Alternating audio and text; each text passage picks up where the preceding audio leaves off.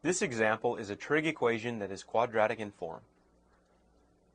Here we're given 2 cosine squared x minus 3 cosine x plus 1.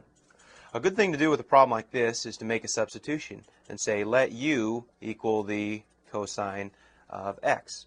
We can make a substitution here to get 2u squared minus 3u plus 1 equaling 0.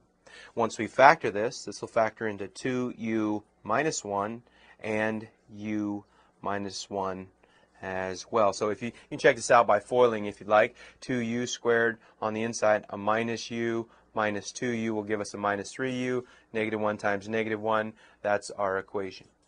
The problem here is we don't want our equation in terms of u, we want that in terms of the cosine. So let's rewrite this when we resubstitute so that we have 2 cosine of x minus 1 times the quantity cosine of x minus 1 equaling 0. And from this we have a factored left-hand side. We can break that up into our two equations of the form 2 cosine of x minus 1 equals 0, and then also the equation cosine of x equaling a negative 1, actually rather a positive 1 once we move that 1 to the other side.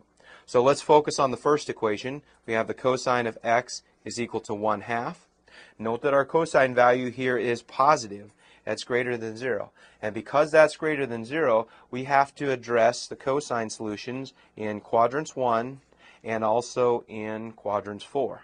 So let me write that in here, quadrant 1 and quadrant 4. Now, as we look at this, when the cosine of x is equal to 1/2, we obtain a reference angle of pi-thirds radians.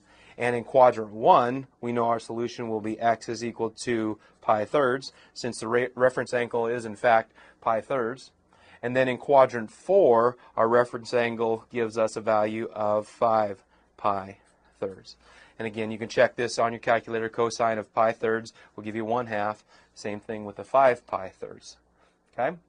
Now we want to address the periodicity by adding 2 pi n to both of these, knowing that we have an infinite number of solutions for these particular equations.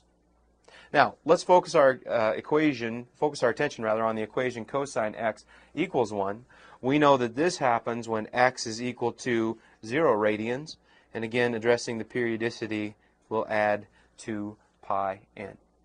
Now, the one hang-up we have is that our solutions are to be between 0 and 2 pi radians. So when we plug in 0, n equals 0 rather, into all three of our potential solutions, we come up with the three solutions, pi-thirds, 5 pi-thirds, and also 0. Those are the three solutions between 0 and 2 pi. Note that if we plug in 1 or a negative 1 for n, that will take us outside our interval. So we've done it. We have our three solutions to this trigonometric equation that is quadratic in form.